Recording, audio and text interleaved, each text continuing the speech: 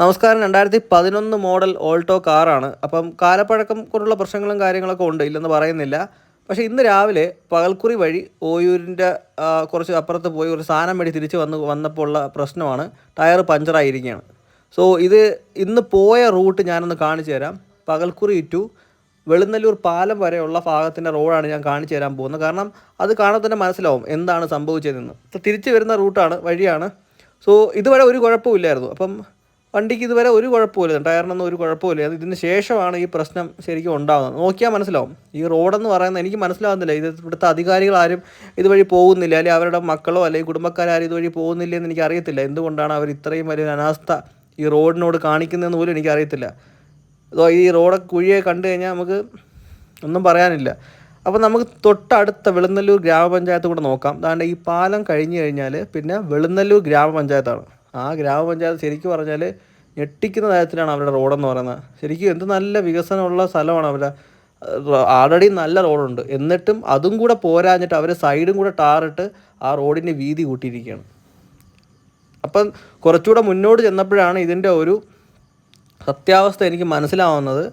അവിടെ ശരിക്കും പറഞ്ഞാൽ നല്ലൊരു വാർഡ് മെമ്പറുണ്ട്. അദ്ദേഹത്തിന് ചെയ്ത കാര്യങ്ങൾ ഇതാ ഇവിടെ വെച്ചിട്ടുണ്ട്. ഉഗ്രംകുന്നിലെ വാർഡാണ്.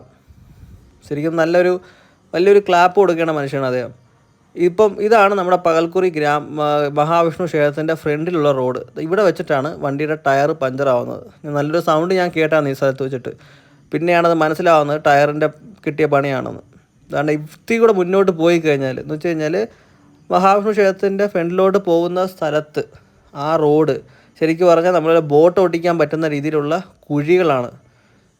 ഈ ഒരു ഭാഗത്ത് വണ്ടി ഇറങ്ങിയപ്പോഴാണ് ശരിക്കും എനിക്ക് ആ ഒരു പഞ്ചർ കിട്ടിയത്. ആ സൗണ്ട് ഉണ്ടായിരുന്ന ആ സമയത്ത്.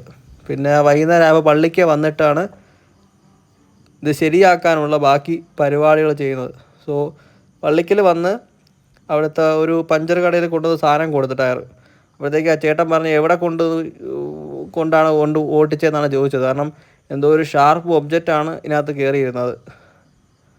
സോ ഇതാണ് ശരിക്കും അവസ്ഥ. സോ പ്രതിഷേധമൊന്നും നമുക്കൊന്നും പറയാനോ ഒന്നും പറ്റത്തില്ല ഈ കാലത്ത്. അടുത്ത തവണ തിരഞ്ഞെടുപ്പ് വിടുമ്പം നമുക്ക് നമ്മുടേതായ ചില കാര്യങ്ങൾ തീരുമാനം എടുക്കാൻ പറ്റും, നമ്മുടെ പ്രതിഷേധം അറിയിക്കാം.